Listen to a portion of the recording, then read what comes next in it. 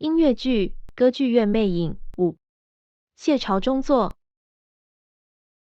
第二幕第6景首演前，魅影出现在陵墓顶部，再次以音乐天使的名义出现。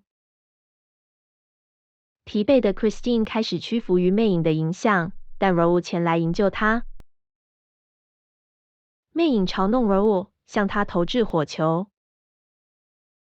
Christine 恳求 Raoul 和他一起离开。愤怒的魅影向他们俩宣战，并导致陵墓周围冒出火焰。Wandering Child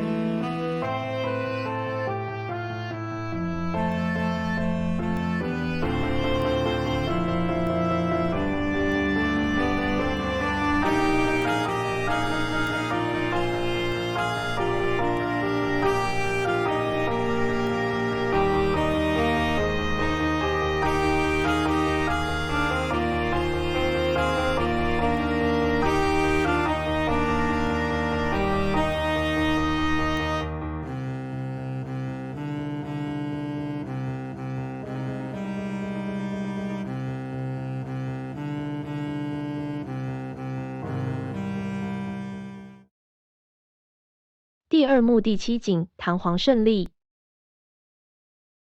武装警察已经保护了大堂，并监视着魅影。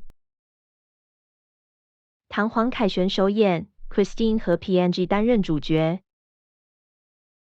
在弹簧和 Minta 的二重唱中 ，Christine 突然意识到魅影不知何故取代了 PNG。模仿 Raoul 在屋顶上的现身誓言，魅影再次表达了他对 Christine 的爱，并把戒指戴在了他的手指上。Christine 撕下他的面具，向震惊的观众展示了他可怕变形的脸。一暴露了真面目，魅影急忙将 Christine 从舞台上拖回他的洞穴。PNG 被勒死的身体在后台暴露，歌剧院陷入混乱。一群愤怒的暴徒发誓要为谋杀 Bouquet 和 PNG 报仇雪恨，寻找魅影。